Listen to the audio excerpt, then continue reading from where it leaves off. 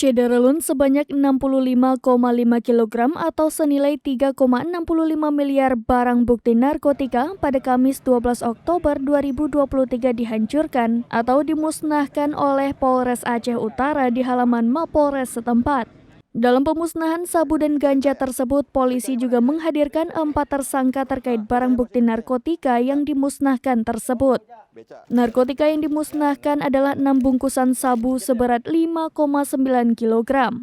Sebelum dimusnahkan di hadapan awak media, setiap bungkusan sabu diambil terlebih dahulu diuji keasliannya dengan menggunakan alat Drugs General Screening Identa. Baru kemudian sabu digiling bersama cairan porselen dan solar menggunakan mesin molen.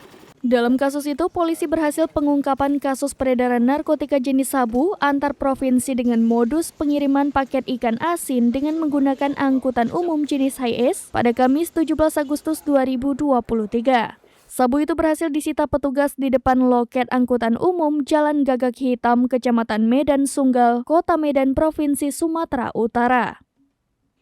Selanjutnya, dari pengembangan kasus itu, Polres Aceh Utara menemukan 5 hektar ladang ganja di kawasan perbukitan Gampung Sawang, Kecamatan Sawang, Aceh Utara pada 6 Oktober 2023. Petugas juga mengamankan Zahri sebagai tersangka yang menjaga ladang ganja itu.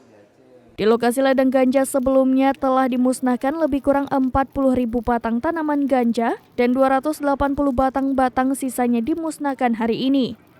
Kapolres Aceh Utara mengatakan dengan dimusnahkannya barang bukti narkotika jenis sabu dan ganja itu, ia berharap dapat menyelamatkan generasi penerus bangsa yang menurut perkiraannya kurang lebih berjumlah 460.000 jiwa dari pengaruh dan bahaya narkoba.